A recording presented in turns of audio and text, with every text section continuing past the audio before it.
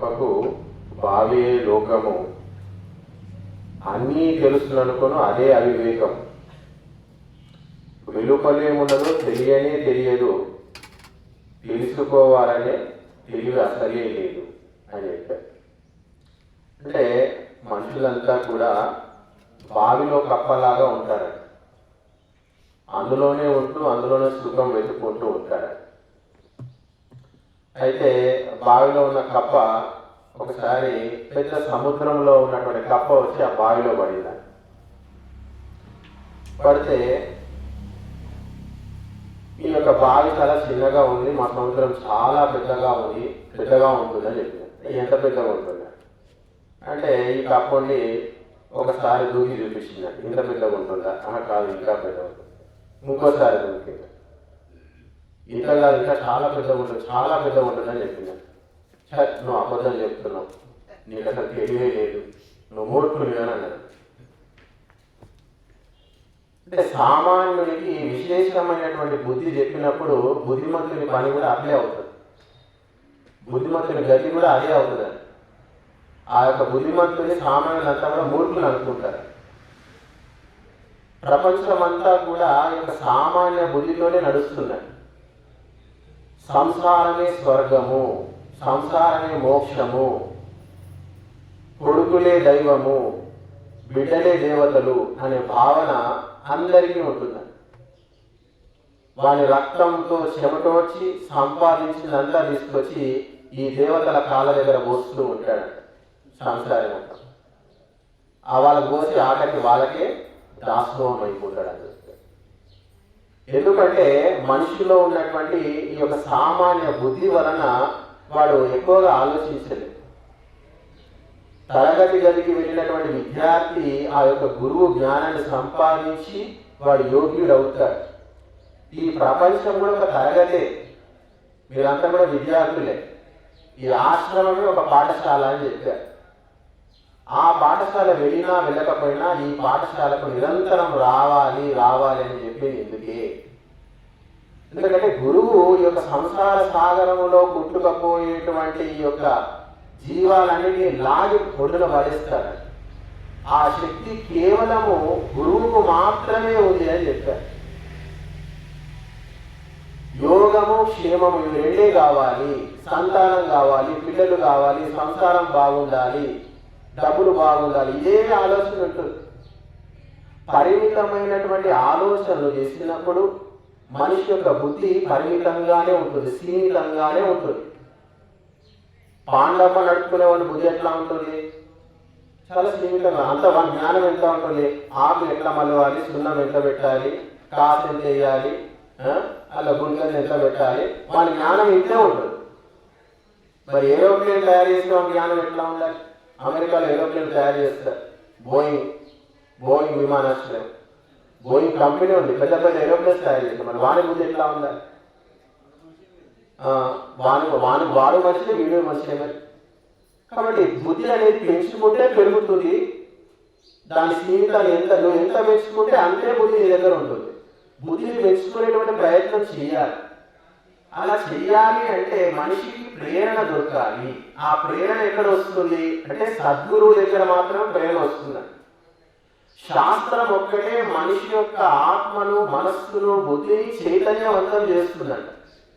ఎప్పటి వరకైతే మనిషి శాస్త్రం వినడో, మనిషిలో ఉన్నటువంటి ఆత్మ చైతన్యం అనేటువంటి జాగృతము కాదు, మనిషిలో అగ్ని అనేటువంటిది పుట్టదు. ఆ అగ్ని పుట్టనంత వరకు మనిషిలో జ్ఞానం అనేటువంటిది వికసించదు. సద్గురువు ఒక్కడే ఆ యొక్క జ్ఞానాన్ని మేలుకొలుపుతాడు. వానిలో ఒక జిజ్ఞాసను, ఆ జ్ఞానం పట్ల తృష్ణను, అగ్నిని అతడు దీప్తం చేస్తాడు అని చెప్పారు. అందుకే గురువు దగ్గరికి రావాలి అని చెప్పారు. కాబట్టి మనుషులంతా కూడా కనిపించేదే ప్రపంచము, ఉన్నదే జీవితము, ఇంతే లోకము, ఇంత నుంచి ఏమీ లేదు, తినడము, తాగడము, సంపాదించుకోవడము, పిల్లల్ని పోషించడము, ఇది ఒకటి మాత్రమే జీవితం అని అందరూ అనుకుంటున్నారు. ప్రపంచంలో కనిపించేదంతా ఒకటే.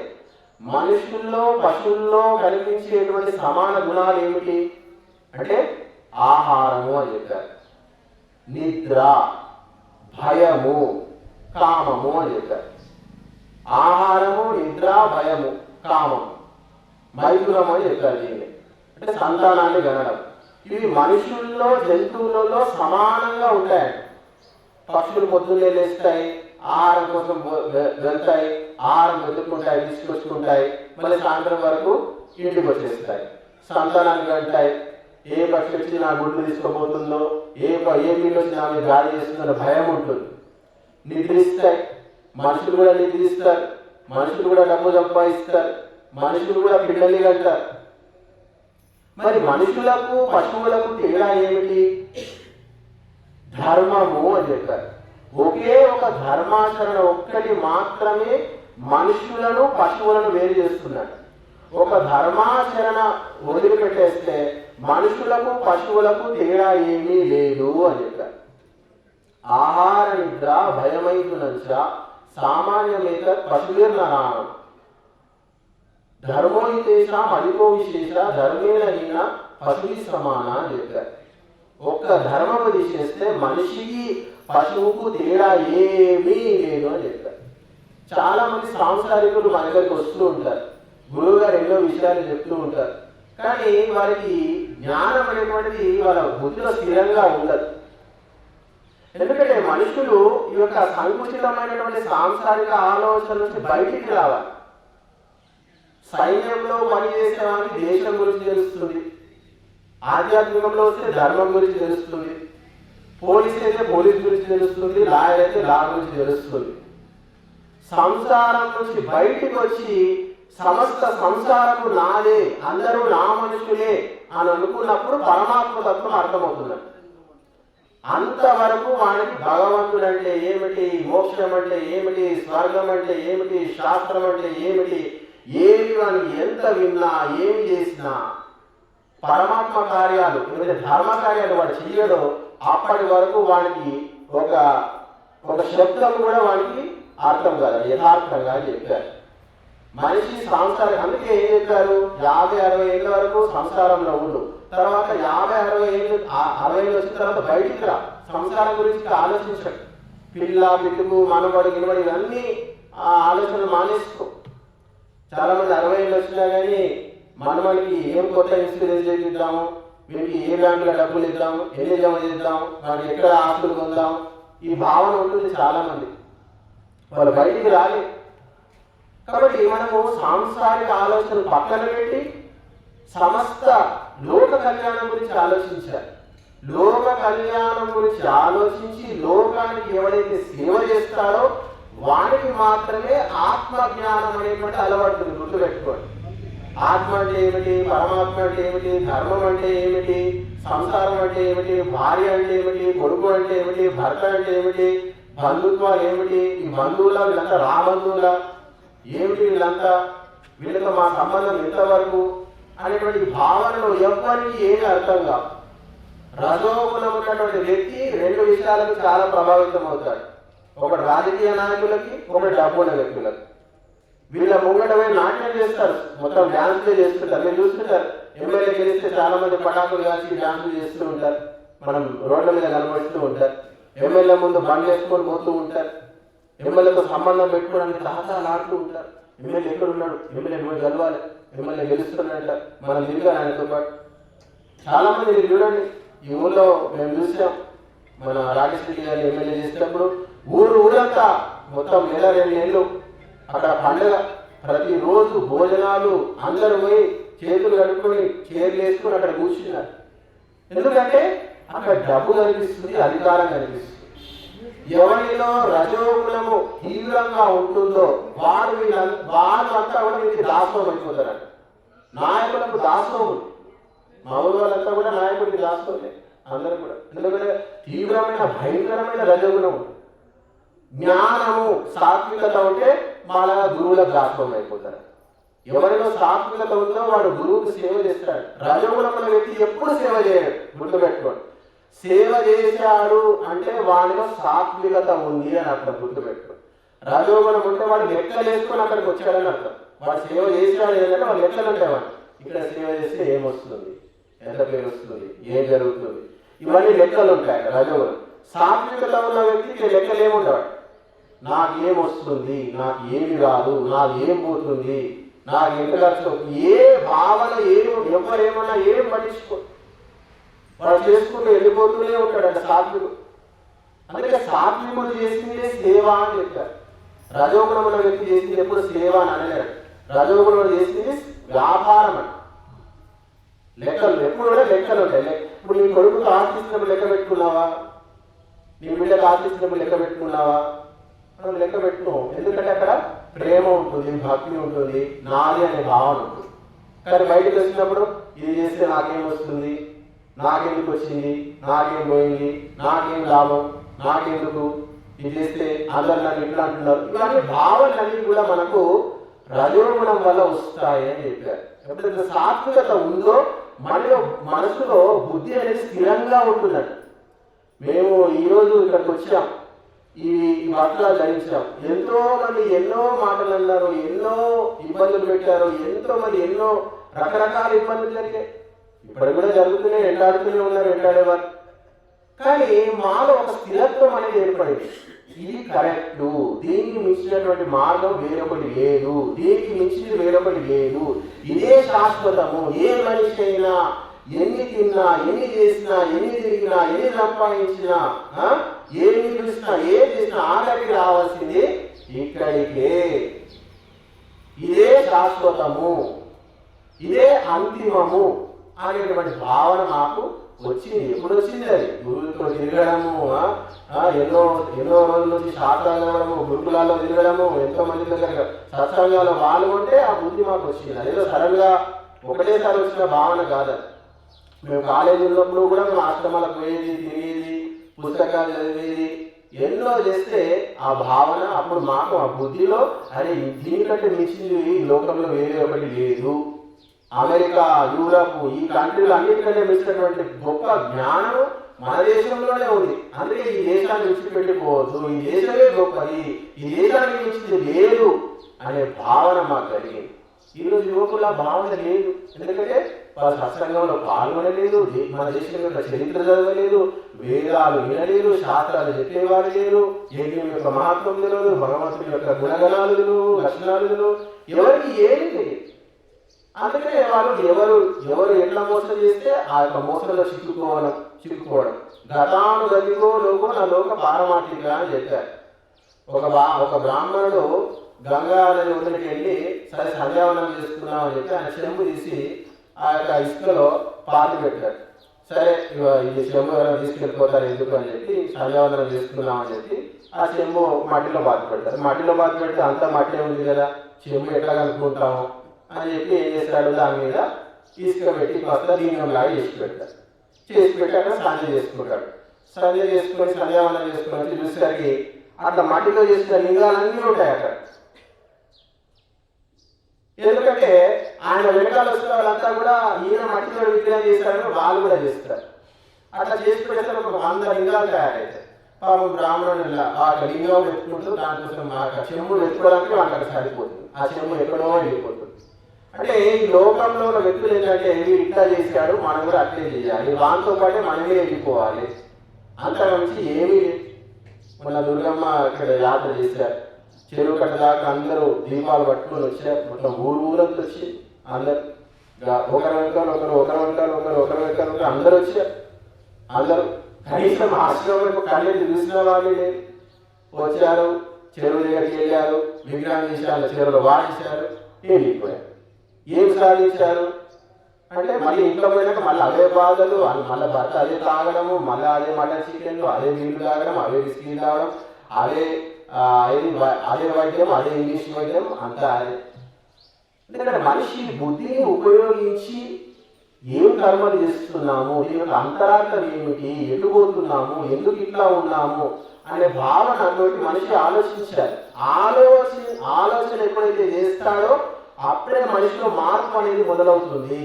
కానీ ఎప్పుడు కూడా మనిషి ఆలోచించే ప్రయత్నం చేయడు. ఎందుకంటే సాంసారిక లంపటాలు అనేటువంటివి అతన్ని కుదురుకోకుండా చేస్తాయి. అందుకే ఇంట్లో నుంచి బయటపడండి, వానప్రస్థం తీసుకోండి, బయటికి రండి అని చెప్పి. ఎందుకంటే సంసారంలో ఎంతసేపు ఉంటే అంతవరకు ఆ యొక్క కుటుంబంలో ఉన్న సభ్యులు నిరంతరం పిలుస్తూనే ఉంటారండి. ఏం ఉత్తగానే కూర్చున్నావు కదా, ఏదో పని చేయి, ఇది చేయి అది చేయి రకరకాలుగా చెప్తూ ఉంటారు. బాజనగర్ ఒకసారి చెప్తున్నారు కూర్చొని, ఒకప్పుడు అంగాపూర్లో చిన్నపిల్ల ఆడపిల్ల పుట్టగానే ఆమెను ఒక ఇంటికి ఇచ్చేటువంటి ప్రక్రియ చేసేవారు, మాట్లాడుకునేవాళ్ళని. వాళ్ళు ఉండేదట, ఆ పరంపర ఉండేది. డబ్బులు కూడా ఇచ్చేసుకొని ఈ అమ్మాయి మాటే అని అనుకునేవాళ్ళని. కాలక్రమేణా అది తక్కువ తెలుసుకున్నారు, మానేసుకున్నారు డబ్బులు ఇవ్వడం అదంతా కూడా. మళ్ళీ కొన్ని రోజులకు ఆడవాళ్ళని చదివించలే కదా ఈ ఊళ్ళో చాలా రోజుల వరకు. తర్వాత అందులో ఆడవాళ్ళని చదివించాలి అని తెలుసుకున్న తర్వాత మళ్ళీ ఆడపిల్లలు కూడా చదివించడం మొదలుపెట్టారు. అలా తెలుసుకోవడం వల్ల ఆడపిల్లలు చదివించారు. ఇప్పుడు వాళ్ళు వీళ్ళ చేతులు లేదు, అమెరికా పోయి అక్కడ జాబులు చేసుకుని డబ్బులు సంపాదించుకుంటున్నారు. కాబట్టి జ్ఞానం వల్ల మనిషికి స్వేచ్ఛ వస్తుంది, సుఖం అనేటువంటిది కలుగుతుంది. నది జ్ఞానేన సదృశం పవిత్రమిహ విద్యతే అని చెప్తారు. అంటే ఈ భూమి మీద జ్ఞానము కంటే మించినటువంటి వేరొకటి ఏమీ లేదు అని చెప్తారు. దాని సదృశం అంటే దానికి సరిసాటి ఏమీ లేదు అని చెప్తారు. అందుకే మహర్షి అన్ని వదిలిపెట్టేసుకున్నాడు, గోసి పెట్టుకుని తిరిగాడు. ఒక వ్యాపారి దగ్గరికి వెళ్తాడు మహర్షి దయానందుడు. వెళ్ళిన తర్వాత ఆ వ్యాపారితో మాట్లాడతాడు, క్యా జీ కైసే హో, సబ్ బడియా బహుత్ అచ్చా చల్ రహా హై, అంతా బాగుంది. పిల్లలు వ్యాపారం చేసుకుంటున్నారు, నాకు కూడా ఆస్తి బాగుంది, నా దందా కూడా బాగానే నడుస్తుంది, నేను స్వామి సుఖంగా ఉన్నాను అని మహర్షి దయానందునితోటి ఆ వ్యాపారి అంటాడు. దేగో అభయరామ్ ఏది మూర్ఖత హే అంటాడు. అంటే చూడు, ఇది కూడా మూర్ఖత్వమే, నువ్వు మూర్ఖత్వంలో ఉండి ఆనందంగా ఉన్నాను అనుకుంటున్నావు అని అంటాడు. మరి జ్ఞానం అంటే ఏమిటి అంటే ఆత్మచింతన ద్వారా ఆనందం రావాలి అంట, ధర్మ కార్యాలు చేయడం ద్వారా ఆనందం రావాలంట. ధర్మ కార్యాలు చేస్తూ ఆత్మచింతన ద్వారా కలిగేటువంటి ఆనందం ఏదైతే ఉందో అదే ఆనందము. అప్పుడే నువ్వు ఆనందంగా ఉంటున్నాను చెప్పడానికి అర్హుడు అవుతావు. ఇక మిగతా ఏ విషయాల్లో ఉంటూ నువ్వు ఆనందంగా ఉన్నాను అని అనుకుంటే అది ఒక మూర్ఖత్వము, అవివేకము, అజ్ఞానము అని చెప్తారు. అందుకే ప్రతి మనిషి కూడా ధర్మ కార్యాలు చేయాలి, ధార్మికమైనటువంటి విషయాల గురించి చింతన చేయాలి, ఆత్మ పరమాత్మ తత్వం గురించి ఆలోచించాలి. అలా ఆలోచించినప్పుడే మనిషి యొక్క జీవితం అనేటువంటిది ఆ యొక్క పరమతత్వం వైపు వెళుతుంది అని చెప్పారు. అందుకే ఆత్మ కళ్యాణాన్ని కలిగించేటువంటి విషయాలు ఏమిటి? మనిషి దేన్ని పొందాలి అంటే పరమతత్వాన్ని పొందాలంట. పరమతత్వం అంటే అత్యున్నతమైనటువంటి స్థితి, ఉన్నతమైనటువంటి స్థితి. ఆ స్థితిని పొందిన తర్వాత మనిషి పొందడానికి ఏది ఉండదు, ఆ స్థితిని పొందాలి అని చెప్పారు. దాన్ని ఏమన్నారు అంటే నిశ్రేయసము అని చెప్పారు. ఆ నిశ్రేయసం ఎట్లా కలుగుతుంది? వేదాభ్యాస తపో జ్ఞానం ఇంద్రియాణం చ సంయమ ధర్మక్రియ ఆత్మచింతాచ నిశ్రేయసకరం పరం అని చెప్పారు. అంటే వేదాభ్యాసం చేయాలని, కనీసం వేదం వినాలని, అన్ని పనులు వదిలిపెట్టుకొని కేవలం వేదమే అభ్యాసం చేయని చెప్తున్నారు. సమస్త సాంసారిక సుఖాలన్నీ తక్కడలో ఒకవైపు పెట్టి వేదాన్ని ఒకవైపు పెడితే నువ్వు దేన్ని ఎంచుకోవాలి అంటే వేదాన్నే ఎంచుకోవాలి అని చెప్పారు. తిండి, బట్టలు, సుఖము, సాంసారికమైనటువంటి భోగాలు ఇవి కాదు, వేదమే ఎంచుకోవాలి. ఈ సమస్త సాంసారిక సుఖాలన్నీ ఒకవైపు, వేదం ఒకటి ఒకవైపు అన్నారు. వేదమే అభ్యాసం నిత్యం అని చెప్పారు. యథాకాల మతంపిత తం యస్యాహు పరం ధర్మ ఉపధర్మోనే ఉచ్యతే. అంటే వేదాన్ని అభ్యాసం చేయడమే పరమధర్మం. పరమము వచ్చిందంటే అదే శ్రేష్టం అర్థం చేసుకోవాలి. ఎక్కడైనా కానీ పరమం వస్తే పరమాత్మ అంటే ఆత్మలన్నింటిలో శ్రేష్టమైనటువంటి ఏంటిది? పరమాత్మ అన్నాడు. భగవంతుడే శ్రేష్టమైనటువంటి వాడు. పరమ పురుషుడు, శ్రీరాముడు పరమ పురుషుడు అంటున్నాం. పురుషులందరిలో కూడా శ్రేష్ఠుడు శ్రీరాముడు అని చెప్తున్నాం, శ్రీకృష్ణుడు అని చెప్తున్నాం. పరమ ఆనందము అంటే గొప్ప ఆనందం అని చెప్పారు. అందుకే వేదాభ్యాసమే మనిషికి నిశ్రేయసాన్ని కలిగించే సాధనాలలో మొట్టమొదటిది అని చెప్పారు. తపస్సు అని చెప్పారు. తపస్సు అంటే లాభ నష్టాలు కలిగినప్పుడు, హాని లాభాలు కలిగినప్పుడు, మంచి చెడు జరిగినప్పుడు, విజయము అపజయం జరిగినప్పుడు కలిగినప్పుడు ఇవన్నీ స్థితిలో కూడా నిశ్చలంగా ఉండాలని చెప్పారు. దీన్నే తపస్సు అని చెప్పారు. వేదాభ్యాసము చేయడము తపస్సు, వేద మంత్రాలు వినడము తపస్సు, యజ్ఞము చేయడము తపస్సు, దానము చేయడము తపస్సు, ధర్మం గురించి తెలుసుకోవడం తపస్సు అని చెప్పారు. ఒక మంత్రం నేర్చుకొని చూడండి ఎంత కష్టం.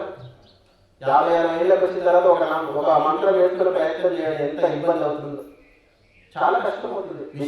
విషయం మిగిలినంత కష్టం అవుతుంది. నేర్వడం చాలా ఇబ్బంది అవుతుంది. తపస్సు అంటే చాలా మంది ఏమనుకుంటున్నారంటే బాగా చెమటలు పట్టేంత పరిశ్రమ చేయడము, పొలం దున్నడము, బండి నడపడము, షాప్ నడిపించడం, పొద్దు నుంచి సాయంత్రం దాకా, ఇది తపస్సు అని అనుకుంటున్నారు. తపస్సు అంటే అది కాదండి. ఏ కర్మలు చేయడం ద్వారా ఆత్మ కళ్యాణం జరుగుతుందో, భగవంతుని దర్శనం జరుగుతుందో అదే తపస్సు అని చెప్పారు. యజ్ఞం చేస్తే మాకు ఇట్లా చెమటలు వచ్చేస్తాయి. పెద్ద యజ్ఞం చేస్తుంటే ఇట్లా చెమటలు వచ్చేస్తుంటాయి, విపరీతమైన చెమటలు. అందుకే యజ్ఞాన్ని తపస్సు అని చెప్పారు. ఆత్మ చింతన చేయడం కూడా తపస్సు అని చెప్పారు. లోక కళ్యాణం కోసం, ఆత్మ కళ్యాణం కోసం ఆలోచించడం కూడా తపస్సే అని చెప్పారు. కానీ అనవసరమైన తపస్సు అంతా చేస్తూ ఉన్నారు. కాబట్టి భగవంతుడు మనకు 100 సంవత్సరాలు ఇచ్చాడు. అందులో 50 సంవత్సరాలు ప్రాపంచిక సుఖాలు, ప్రాపంచికమైన విషయాల గురించి ఆలోచిస్తే సరే పోతే పోయింది ఏమని అనుకోవచ్చు. కానీ 50-60 సంవత్సరాలు అనుభవించినా కానీ ఇంకా ఈ యొక్క ప్రపంచం మీద మోహం పోవట్లేదంటే ఎప్పుడు పోతుంది? కాబట్టి ఆ యొక్క పండు మగ్గిన తర్వాత ఎప్పుడు పట్టేప్పుడు రాలిపోతున్నట్టు. అదే ఎప్పుడు రాలిపోతుందో చెప్పడం కష్టపడ్డ. కాబట్టి పండు మగ్గిన తర్వాత ప్రయత్నం చేసే బదులు పండు చిన్నప్పటి నుంచి ప్రయత్నం చేసుకుంటూ పోతే, కాబట్టి మనిషి చిన్నప్పటి నుంచి బాల్యావస్థ నుంచి ధర్మసాధన చేయాలంట. ఏ విధంగా డబ్బు సంపాదిస్తాడో అదేవిధంగా ధర్మాన్ని కూడా సంపాదించేటువంటి ప్రయత్నం చేయాలి అని చెప్పారు. గురువుల యొక్క పని ఏమిటి అంటే ఈ యొక్క ప్రాపంచిక సుఖాల వైపు మనుషులంతా కూడా తీవ్రంగా పయనిస్తూ ఉంటారు. వాళ్ళంతా కూడా ఈ యొక్క ఏ విధంగా అయితే ఆ ముట్టుకుంటే ముట్టుకునే పువ్వు ఉంటుంది, తెలుసా మీకు? ఇప్పుడు విన్నారా దాని గురించి? అయితే దానికి అన్ని ముళ్ళు ఉంటాయి. అయితే దానిలో సుగంధము పువ్వు ఆకర్షణీయంగా ఉంటుందంట. అయితే ఆ ఆకర్షణీయమైనటువంటి పువ్వులో మకరందాన్ని తీసుకుందామని చెప్పి ఆ యొక్క తేనెటి వచ్చి దాని మీద వాడుతుందంట. వాడగానే ఆ పువ్వు ముడుచుకొని పోతుందంట. ఆ ముడుచుకొని పోయినటువంటి ఆ ముడుచుకోకపోవడం వల్ల ఆ యొక్క ఏదైతే తుమ్మెద ఉందో దాన్ని తినేస్తుందా ఆ యొక్క చెట్టు అంతా కూడా. ఆ ముట్టుకునే చెట్టు ఆ పురుగునే మింగేస్తుందండి. ఈ ప్రపంచం కూడా ముట్టుకుని పోయే ఆ యొక్క చెట్టు లాంటిది, వృక్షం లాంటిది అని చెప్పారు. దీని ఆకర్షణకు లోనైతే ఈ ప్రపంచంలోనే మనం మునిగిపోతాం. కాబట్టి వేదాభ్యాసము, తపస్సు, జ్ఞానము అని చెప్పారు.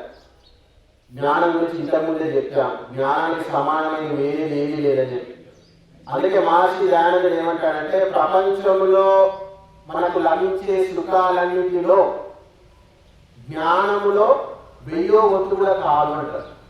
జ్ఞానం ఇచ్చినటువంటి సుఖములో ఈ ప్రాపంచిక సుఖాలన్నీ కూడా 1000 వంతు కూడా మనకు ఇవ్వలేదు. అందుకే ఆ జ్ఞానాన్ని సంపాదించండి అని చెప్పి మహర్షి దయానందుడు చెప్తారు. అందుకే వేదాభ్యాస తపో జ్ఞానం ఇంద్రియాలకు సంయమం. ఇంద్రియాలను సంయమనం చేయడం అంటే ఇంద్రియాలను నిగ్రహించుకోవడం. ప్రపంచాన్ని మొత్తం జయించవచ్చు, ప్రపంచ సంపదలని సంపాదించవచ్చు, కానీ ఇంద్రియాలను నియంత్రించుకోవడం దుస్సాధ్యము, అసాధ్యము అని చెప్పారు. మైక్ టైసన్ తెలుసా మీకు? Mike Tyson boxer. రింగులో ఎంతో మందిని ఓడగొట్టాడు. ఆయన ఒక్కొక్క పంచ్ ఇస్తే వాడు అక్కడే మూర్చపోతాడు, అంతటి బలవంతుడు. కానీ ఎంతో మంది ఆడవాళ్ళ మీద అత్యాచారం చేశాడు. శరీరం నియంత్రణ లేదు. ఎప్పుడు 10 మంది డాక్టర్లు మైక్ టైసన్ తోటి ఉండేవారు. ఎందుకంటే ఎప్పుడు ఏమవుతుందో కూడా ఇది. అన్ని విజయాలు, అన్ని సంపదలు అన్ని వచ్చినా కానీ శరీరం అనేది కంట్రోల్లో లేదు మైక్ టైసన్. దానివల్ల ఎప్పుడు రకరకాల రోగాలు వచ్చేవి, స్త్రీల మీద అత్యాచారం చేయడం, కేసులు చాలా. మనిషి బలవంతుడు కాగలుగుతాడు, కానీ ఇంద్రియాలను నియంత్రించేటువంటి పటుత్వం అనేటువంటిది దుస్సాధ్యము అని చెప్పారు. ఎవడైతే ఈ యొక్క ఇంద్రియాలను అణుచుకునే విద్య నేర్చుకున్నాడో వానికి ప్రపంచంలో వానికి ఉన్నంత సుఖం ఎవరికి ఉండదు. ప్రపంచంలో రాగ ద్వేషాలు, కామక్రోధాలు ఏవి కూడా వానికి అంటవు అని చెప్పారు. అందుకే వేదాభ్యాస తపోజ్ఞానం ఇంద్రియాణాంశ సంయమ ధర్మక్రియ ఆత్మచింతాచ. అంటే ధర్మక్రియలు ఏం చెప్పారు? యజ్ఞము, దానము, తపస్సు ఇవన్నీ కూడా మనకు చెప్పడం జరిగింది. కాబట్టి యజ్ఞం చేయాలి, దానం చేయాలి, తపస్సు చేయాలి. ఆత్మచింత అంటే నువ్వు ఎవరివి, ఎక్కడి నుంచి వచ్చావు, కోసి కథమోసి కస్యాసి కోనామాసి, ఎవరివి నువ్వు, ఎక్కడి నుంచి వచ్చావు, ఎందుకు వచ్చావు, దేనికోసం వచ్చావు, ఎక్కడికి వెళ్తున్నావు, నీ పేరేమిటి? వేదం ఏమంటున్నావు? వేదోసి, నువ్వు ఏమిటంటే నువ్వు వేదాన్ని అంట. మనంతా వేదం అని చెప్తున్నావు, నడిచే వేదము అని చెప్పారు మనందరినీ కూడా. కానీ వేదం పక్కన పోయి మనంతా కూడా విధవల్లాగా తయారైంది. మన జీవితం అంతా విధవ బుద్ధి తయారైంది. వేదం చేస్తే ఏముంది? విధవ జీవితమే. ఏమో చెప్పండి, రోజు సంపాదించడం, రోజు తినడము, కొత్త కొత్త పంటలు వేసుకొని తిరగడం. ప్రపంచంలో చూడండి, మీరు గమనించండి, ఎవరి జీవితాలలో ఇంతకు మించి ఏమైనా ఉన్నదా? కొత్త భోజనాలు, కొత్త బట్టలు, కొత్త ఇల్లు, అంతకు మించి మీకు ఏమైనా కనిపిస్తుందా ప్రపంచంలో? చెప్పండి. కొత్త కొత్త తిరుగుడు, కొత్త కొత్త ప్రదేశాలకు పోవడం, తిరిగి రావడం, అంతకు మించి మనకి ఏమీ కనిపిస్తుంది. కాబట్టి మనలో తృప్తి లేదు, మనలో ఆత్మకు జ్ఞానం. ఎక్కడైతే మనిషిలో స్థిరమైన జ్ఞానం కలుగుతుందో వాడు ఎక్కడ తిరగలేదు. మాకు ఎక్కడ తిరగాలనిపిస్తుంది. వాస్తవం తిరుగుతున్నామంటే పని ఉంది కాబట్టి తిరగాలనిపిస్తుంది. ఇవన్నీ పని చేసుకుంటే బాగుండు, ఆయా కూర్చొని చదువుకుంటే బాగుండు అని అనిపిస్తుంటుంది ఎప్పటికీ మాకు. ఎందుకంటే ఒక స్థిరమైన బుద్ధి కలిగింది కాబట్టి ఎప్పుడైతే మనిషికి జ్ఞానం అనేటువంటి శాశ్వతమైన స్థిరమైనటువంటి జ్ఞానం కలుగుతుందో వాడు ఎక్కడికి తిరగడు. కళ్ళు, చేతులు అని కట్టేసుకొని మోసేసుకొని కూర్చుంటాడు. ఎందుకంటే భగవంతుడిని పొందడానికి నీకు కాళ్ళు అవసరం లేదు, చేతులు అవసరం లేదు, కళ్ళు అవసరం లేదు, ముక్కు అవసరం లేదు, మూడు అవసరం లేదు, చెవులు అవసరం లేదు, ఏమీ అవసరం లేదు. మనకు కాళ్ళు అవసరం లేదు, బస్సు అవసరం లేదు. అందుకే ఏం చేస్తాము? భగవంతుని ఆరాధించినప్పుడు అన్ని మూసేసుకొని కూర్చుంటాం. యోగ సాధనలో, తపస్సులో సమాధి సిద్ధి కలిగే వ్యక్తులు ఎట్లా ఉంటారు? కాళ్ళు చేతులు మూసేసుకొని, కళ్ళు చెవులు అన్ని మూసేసుకుంటారు. అంటే ప్రాపంచికమైనటువంటి విషయాలన్నిటి నుంచి తప్పుకొని కేవలము ఆత్మలోనే లీనమై భగవంతుని ఆరాధిస్తూ ఉంటారు అని చెప్పారు. కాబట్టి ప్రాపంచికమైనటువంటి సుఖాలు కాంక్షించే వ్యక్తికి పరమాత్మ ప్రాప్తి, భగవంతుని యొక్క జ్ఞానం అనేటువంటిది ఎప్పుడు కూడా కలగదు. ఏదో వస్తాడు, పోతాడు, చూస్తాడు, 4 విషయాలు వింటాడు, అంతే కానీ వాడు ప్రపంచంతో తిరుగుతూ ఉంటాడు. ప్రపంచం ఎట్లా అవుతుందో అట్లనే ఉంటున్నాడు. ఈ బుద్ధి మానాలి, ఈ బుద్ధి మనం మార్చుకోవాలి. భగవంతుడు మనకు ప్రేరణ ఇస్తాడు, ధైర్యం ఉండాలంట. మనిషిలో చాలా మంది చూస్తూ ఉంటాం, పెద్దగా బాగా డబ్బు ఉంటుంది, బాగా సంపదలు ఉంటాయి, చూస్తే చాలా పెద్ద భారీ గాయం ఉంటుంది, కానీ మనలో ధైర్యం అనేది కనిపించదు, త్యాగం కనిపించదు, వదిలిపెట్టుకోలేదు. వాడు ఆ గుంపులోనే తిరుగుతా ఉంటాడు, ఆ గుంపులోనే ఉంటాడు. ఆ గుంపు నుంచి బయటికి రావడం ఏదైతే ఉందో ఇది జరగాలని చెప్పారు. కాబట్టి వానప్రస్థము మనకు ఇక్కడ సాంసారిక గుంపు నుంచి తీసుకొచ్చి బయట పడేస్తుంది. అప్పుడు సాధన మొదలవుతుంది, అప్పుడు జ్ఞానం యొక్క అవలోకనం మనకు తెలుస్తుంది, అప్పుడు మనకు జ్ఞానోదయం అవుతుంది, అప్పుడు మనం సాధన వైపు వెళ్తాం. కాబట్టి ప్రపంచంలో 2 ప్రవాహాలు ఉన్నాయి, ఒకటి భోగం వైపు, ఒకటి త్యాగం వైపు అని చెప్పారు. కాబట్టి భోగం వైపు వెళ్ళేటువంటి వ్యక్తి చస్తాడు, బతుకుతాడు, చస్తాడు, బతుకుతాడు. త్యాగం వైపు నడిచేటువంటి వ్యక్తికి ఒకే ఒకసారి మరణం ఉంటున్నాడు. త్యాగం వైపు వెళ్ళేటువంటి వ్యక్తి ఒకే ఒకసారి మరణిస్తాడు. ఒకసారి మరణిస్తే వాడు 36,000 సృష్టిల తర్వాత మళ్ళీ జన్మిస్తాడు.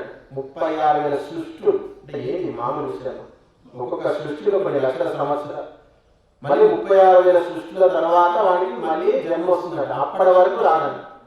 అందుకే దాన్ని మోక్షం అని చెప్పారు. మోక్షం వచ్చిన తర్వాత కూడా మనిషికి జన్మ ఉంటుందండి, కానీ కొన్ని లక్షల కోట్ల సంవత్సరాల తర్వాత అని చెప్పారు. కాబట్టి ఈ యొక్క జీవితాన్ని నువ్వు మోక్షానికి ఉపయోగించుకుంటావా, స్వర్గానికి ఉపయోగించుకుంటావా? 2 ఉన్నాయని చెప్పారు. మోక్షమా, స్వర్గమా, ఏది కావాలి? స్వర్గం కావాలన్నా యజ్ఞం చేయాలి, మోక్షం కావాలన్నా యజ్ఞం చేయాలని చెప్పారు. ఈ భూమి మీద ఉన్నటువంటి సుఖాలన్నీ నువ్వు అనుభవించాలనుకున్నా కానీ నువ్వు యజ్ఞం చేయాలి. చాలా మంది యజ్ఞం చేయరు, అయినా బతుకుతూ ఉంటారు. ఇక వాడికి ఇదే జన్మ, ఇదే ఆఖరిక, మళ్ళీ వాళ్ళకి ఉండదు. ఇక ఎవరు ఏ వ్యక్తికి కూడా ఈ జన్మ అయిన తర్వాత మనకంతా కూడా జంతువులోనే ఉంటుంది. ఎందుకంటే మనుష్య జన్మ ఎత్తి నువ్వు మానవోచితమైనటువంటి పనులు చేయలేదు, లోక కళ్యాణానికి ఉపయోగపడేటువంటి పనులు చేయలేదు. ఈ రెండు చేతులు భగవంతుడు ఎందుకు ఇచ్చాడు? కేవలం నీ స్వార్థం కోసమే బతకకు. అంటే రెండు చేతులు ఇచ్చాడు, ఒక చేయి నీ కోసం, ఒక చేయి లోకం కోసం వాడుకో అని చెప్పాడు. అలా ఏ వ్యక్తి అయితే వాడుకుంటాడో, అలా ఏ వ్యక్తి అయితే లోక కళ్యాణం కోసం బతుకుతాడో వాణ్ణి ఇక్కడ అందరూ కూడా పూజిస్తారు. గుర్తుపెట్టుకోండి. సంసారికి ఎందుకు కాలు మొక్కుతారు? సన్యాసికి ఎందుకు కాలు మొక్కుతారు చెప్పండి? ముఖేష్ అంబానీ దగ్గర 1,00,000 కోట్లు 2,00,000 కోట్లు ఆస్తుంది. ఎవరైనా పోయి ముఖేష్ అంబానీకి దండం పెట్టి ఆశీర్వాదం తీసుకుంటాడా? తీసుకున్నారా ఎవరైనా చెప్పండి? కానీ సన్యాసి ఎందుకు తీసుకుంటాడు? ఎందుకంటే సన్యాసి వదిలిపెట్టాడు, వాడు పట్టుకున్నాడు. కాబట్టి వదిలిపెట్టేవాడు దేవత అవుతాడు. గుర్తుపెట్టుకోడు. పట్టుకునేవాడు మనిషి అవుతాడని చెప్పాడు. ఇంకా వాడు దోచుకుంటే రాక్షసుడు అవుతాడు. పట్టుకుంటే మనిషి, దోచుకుంటే రాక్షసుడు, పీడిస్తే పిశాచి అని చెప్పాడు. కాబట్టి మనిషిలో స్వార్థం పెరిగినా కొద్దీ వాని యొక్క పతనమైనటువంటి అధపాతాలను వైపు వెళ్తూ ఉంటుంది. ఎప్పుడైతే మనిషిలో త్యాగం అనేటువంటిది, అంటే ఇచ్చేటువంటి గుణము, దాన గుణము, ఈ యొక్క దైవ సంబంధమైనటువంటి కార్యాలు చేయాలనేటువంటి తపన వాడిలో పెరిగినా కొద్దీ వాడు పైకి వేస్తూ ఉంటాడండి. అందుకే పాత సినిమాలో చూపిస్తున్నాడు, నారదుడు ఎక్కడ తిరుగుతాడండి? పైన ఆకాశంలో తిరుగుతుంటాడు. నారాయణ నారాయణ నారాయణ అనుకుంటూ. దేవతలంతా ఎక్కడ ఉంటారు? ఇంద్రుడు వాళ్ళంతా కూడా ఎక్కడ ఉంటారు? అంతా ఆకాశంలో చూపిస్తుంటారు. వాళ్ళ భవనంలో అంతా మేఘాలు వస్తూ ఉంటాయి, పోతూ ఉంటాయి, తిరుగుతూ ఉంటారు. దేవతలు పైన విహరిస్తూ ఉంటారు, ద్విలోకంలో విహరిస్తూ ఉంటారు. మనుషులంతా కూడా భూలోకంలో ఉంటారు. రాక్షసులంతా కూడా పాతాళానికి దిగజారిపోతూ ఉంటారని చెప్పారు. కాబట్టి మనిషి యొక్క కర్మలు సాత్వికము, రాజసికము, తామసికాన్ని బట్టి వారి యొక్క గతులు కూడా అదే విధంగా ఉంటాయి. అంటే సాత్వికులకు ఉత్కృష్టమైనటువంటి గతులు ఉంటాయని చెప్పారు. వాడు చనిపోయినా కానీ గొప్ప కులంలో పుట్టడము, గొప్ప జ్ఞానిగా తిరిగి జన్మించడము, తిరిగి మళ్ళీ మోక్షం కోసం ప్రయత్నం చేయడం చేస్తూ ఉంటాడు. కాబట్టి ప్రతి జన్మలో కూడా మనిషి నిరంతరం మోక్షం కోసం ప్రయత్నం చేస్తూ ఉండాలి, జ్ఞానాన్ని సంపాదిస్తూ ఉండాలి. ప్రతి మనిషికి కూడా రాయడం రాదు, చదవడం రాదు, కానీ ప్రతి మనిషికి వినడం వస్తుంది. గుర్తుపెట్టుకోండి. ఆ వినేటువంటి శక్తి ద్వారానే మనిషి మోక్షాన్ని పొందొచ్చు. కేవలం విని మన ధర్మ కార్యాలకు ప్రేరణ పొందొచ్చు. వినడం వల్ల మనం మార్చుకోవచ్చు. నేను మా గురువుగారి దగ్గర రాకుండా ఎన్నో విషయాలు విన్నా, ఎంతో మంది చెప్పిన విని నేర్చుకున్నా, చదివి నేర్చుకుని తర్వాత మళ్ళీ చదవడం మొదలుపెట్టాం. దానివల్ల మనకు ఆ విషయాల పట్ల శాశ్వతమైనటువంటి దృఢమైనటువంటి అభిప్రాయం ఏర్పడింది. కాబట్టి నిరంతరము తత్వచింతన చేస్తూ ఉండాలట మనిషి. తత్వచింతన చేస్తూ ఉంటే అప్పుడు ఈ బుద్ధి అనేది పండుతుందట. పండు ఎట్లా పండుతుందో అప్పుడు యజ్ఞాలు చేస్తూ తత్వచింతన చేస్తూ ఉంటే మనసుకు పడిన మతిని అంతా కూడా నివృత్తి చెంది ఆ యొక్క బుద్ధి అనేటువంటిది ప్రకాశిస్తుంది అని చెప్పారు. యజ్ఞము లేదు, దానము లేదు, ఏ చింతన లేదు. ఏముంటుంది? ఈ పక్కింట్లోడి జ్ఞాని, ఎదురింట్లోడి జ్ఞాని, ఇంటింట్లోడి జ్ఞాని, వీడి జ్ఞాని, వాళ్ళ దగ్గర ఉన్న జ్ఞానం ఏముంటుంది? సాంసారిక జ్ఞానమే ఉంటుంది. సాంసారిక జ్ఞానము విషముతో సమానము అని చెప్పారు. విషం అంటే దాన్ని ఎంత తక్కువగా రుచి చూస్తే అంత మంచిది. ప్రాపంచిక జ్ఞానం వైపు మనం నిరంతరం కూడా దూరంగా ఉండాలి. ఏది ఎంతవరకు అవసరమో అంతవరకే దాన్ని సేవించాలి. అదే మనకు ధార్మికమైనటువంటి ప్రయోజనాన్ని కలిగిస్తుందని చెప్పారు. కాబట్టి నిరంతరము యజ్ఞయాగాది కర్మలు చేస్తూ సత్సంగంలో పాల్గొంటూ వేద స్వాధ్యాయం చేస్తూ ఉంటే ఖచ్చితంగా ప్రతి మనిషికి కూడా ధార్మికమైనటువంటి స్పృహ కలుగుతుంది. ఆత్మ పట్ల మనకు అనురక్తి కలుగుతుంది. భగవంతుడి చింతన, భగవంతుడు అంటే ఎవడు, భగవంతుడు ఎక్కడ ఉంటాడు, భగవంతుడు ఎట్లా పొందాలి, భగవంతుడు ప్రాప్తింప చేసుకోవడానికి ఏ కర్మ చేయాలి, వీటి గురించి మనం నిరంతరం చింతన చేస్తూ ఉండాలి. ఈ చింతన చేస్తుంటే వచ్చేది ఎలా వస్తుంది? నా భగవంతుడు పెట్టట్లేదా? ఈ అంకాపూర్లో దొరకకపోతే హైదరాబాద్ నుంచి తెచ్చుకొని తింటున్నాడు ఇక్కడ. కాబట్టి మనిషికి ఆహారం అనేటువంటిది ఖచ్చితంగా దొరుకుతుంది. మనిషి జన్మ ఎక్కిన తర్వాత ఆహారం గురించి ఆలోచిస్తే మనిషి పతనం అవుతాడని చెప్పాడు. గద్ద ఆ యొక్క ఏరోప్లేన్ లాగా చాలా మీదికి ఎగురుతున్నట. ఎంత మీదికి గద్ద ఎగిరినా కానీ అక్కడ భూమి మీద ఏడ మాంసం ముద్దలు ఉన్నాయని వెతుకుతున్నాడు. ఏం లాభం అంత ఎదిగినా కానీ. కాబట్టి మనిషి ఎదుగుదల అనేటువంటి ఆధ్యాత్మికతనే అని చెప్పారు. ఆధ్యాత్మికతలో ఎవడైతే ఎదిగాడో వాణి ఎదుగుదల అని చెప్పారు. జీవితంలో డబ్బు సంపాదించాడు, అధికారం సంపాదించాడు, ఎమ్మెల్యే అయ్యాడు, ఎంపీ అయ్యాడు, పిఎం అయ్యాడు, సీఎం అయ్యాడు, ఇవన్నీ కూడా వ్యర్థమైనటువంటి విషయాలు అని చెప్పారు. కాబట్టి ఈ సత్యాన్ని గమనించుకొని మీ మనసులో ధర్మం పట్ల దృఢ విశ్వాసాన్ని స్థిరం చేసుకుంటే ఖచ్చితంగా మీ అందరికీ కూడా ధార్మికమైనటువంటి విజయం కలుగుతుంది. ధన్యవాదాలు. ఓం యో శాంతి అంతరిక్షం శాంతి పృథివీ శాంతి ఆపః శాంతి రోషధయ శాంతి వనస్పతయ శాంతి విశ్వే దేవాః శాంతి బ్రహ్మ శాంతి సర్వం శాంతి శాంతిరేవ శాంతి సామా శాంతిరేధి